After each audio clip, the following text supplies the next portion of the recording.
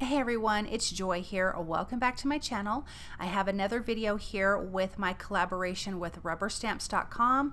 I was asked to create some stamp sets and I'm so super excited about that. And today I'm going to share my Just Beachy stamp set with you. And I feel like this is an easy way to make a scene card.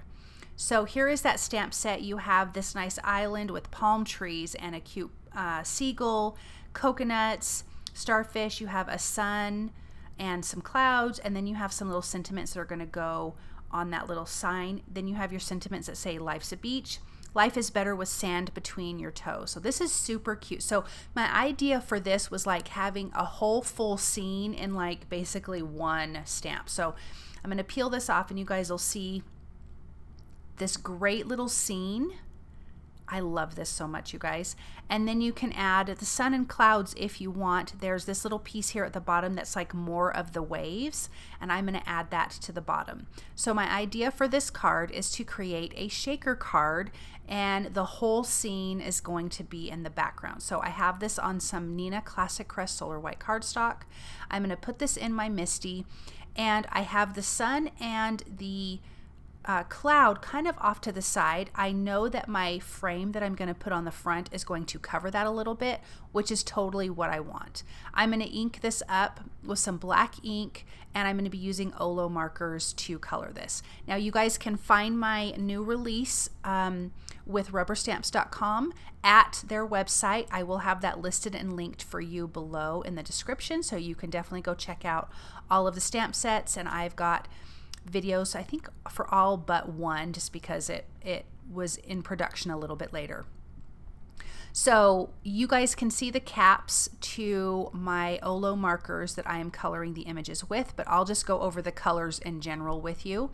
I'm using G 1.7, 1.4, YG 2.5, and that's going to be for like the palm tree leaves, OR 7.6, 7.4, 7.2, and 7.1.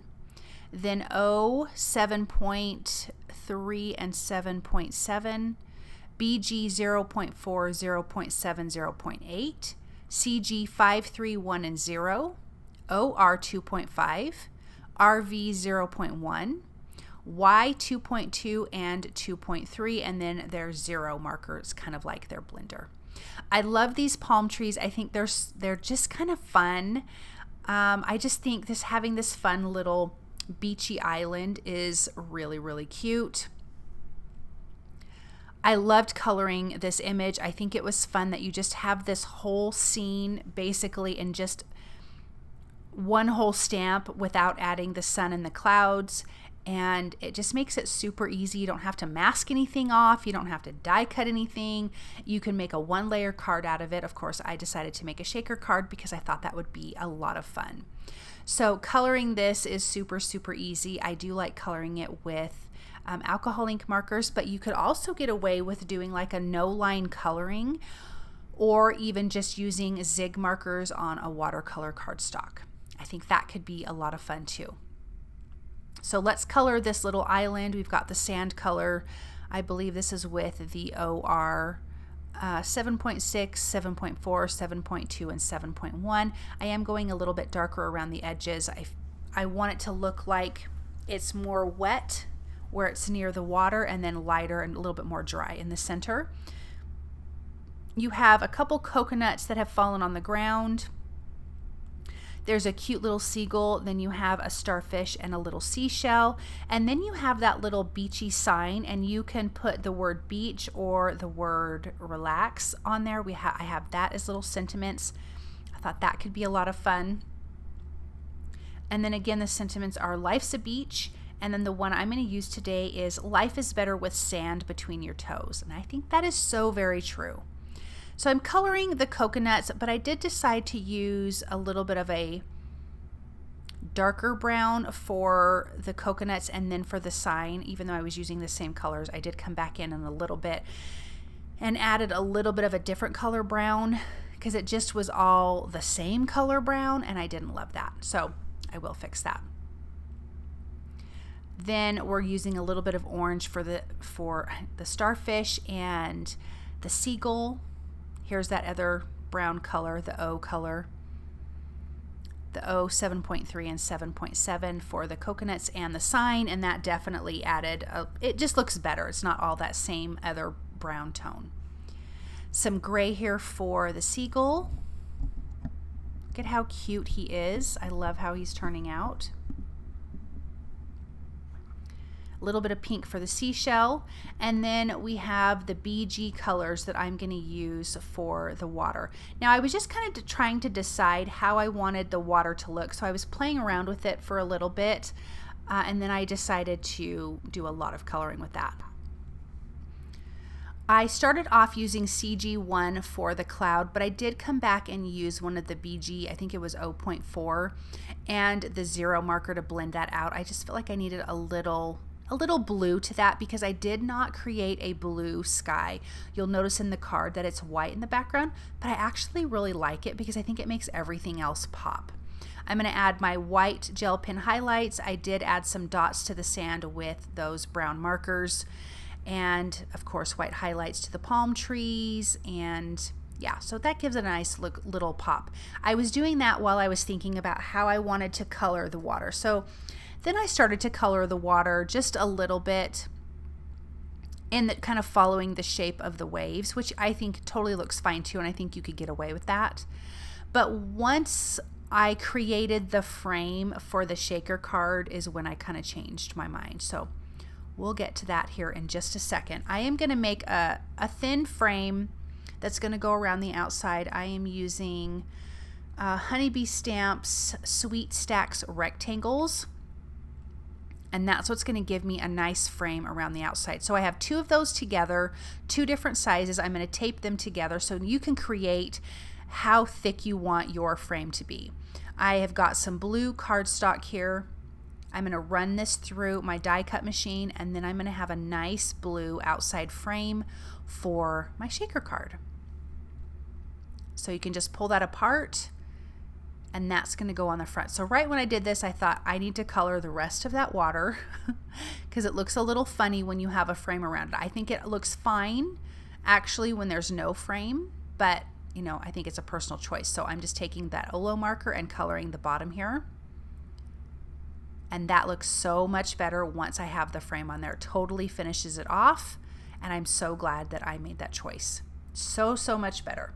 So I am going to add a little bit of that blue to the cloud, but I'm using some acetate from scrapbook.com. I think it's like a 5x7 piece or 5x6 piece. So it's big enough for an A2 size card, and then you can trim it off. But I would say definitely keep your little scrap pieces because you can use that for like 3D cards where you can have images, you know, kind of popped up in the air. So I'm going to adhere this to the back of my frame with a little bit of Barely Art liquid glue. And I mean just a little bit because you don't want it squishing out if you can help it onto your acetate. Then I can just take my scissors and trim off the excess acetate, which is what I'm going to do here, and then we can get this shaker together. I decided to use Trinity Stamps Puddle Jumping and Saltwater Aquarium because it has a bunch of fish in it, and I thought that would be super cute at the bottom of this. First though, I need to add some foam tape around my frame. I'm using scrapbook.com's, I think it's an 1/8 inch foam adhesive, and I'm going to do 2 layers of it stacked on top of each other. So I'll peel back the release paper and add a second layer. I'm doing this because you need to have room for all of your little shaker bits to shake around, otherwise they're just going to get stuck. So I'm putting that in place. These strips are easy to peel off. You can trim off the excess and put it right back on the sheet. And I love those. It's so quick and easy. So here is that, actually I'm going to line it up in my MISTI. One of my viewers told me, line it up in your MISTI. And it makes it so much easier when you're putting the back on your shaker card. So these are the saltwater aquarium pieces, and then I'm going to add the puddle jumping. They're these little blue pieces. It's like little water things, but it also reminds me of fish scales, and you can see I spilled them everywhere. I'm going to peel back that release paper, and then I can add my background piece on. And it wouldn't be me if I didn't add it and then have to peel it off again. I swear every time I do this, I have to peel it off at least once. But I'm going to get this lined up. I'm going to get that centered, helping line up with the Misty. And then we have this really cute shaker. Now, I could have kicked myself because I needed to stamp my sentiment on the acetate before I adhered my card. So don't do what I just did. Do this step before you put your shaker card together. So you would put your acetate only. You could have your card panel behind your acetate, but line that up before you adhere it. So I'm going to carefully stamp it with some black StazOn ink because that will not smudge on the acetate. But it says life is better with sand between your toes, and now we have this great card. I decided to stamp on the acetate so that way you wouldn't have cardstock in the way of your background. So again, you can find this collection at rubberstamps.com, and I do have that listed and linked below for you guys. Thank you so very much for stopping by and watching, and I'll be back soon with another video. Bye!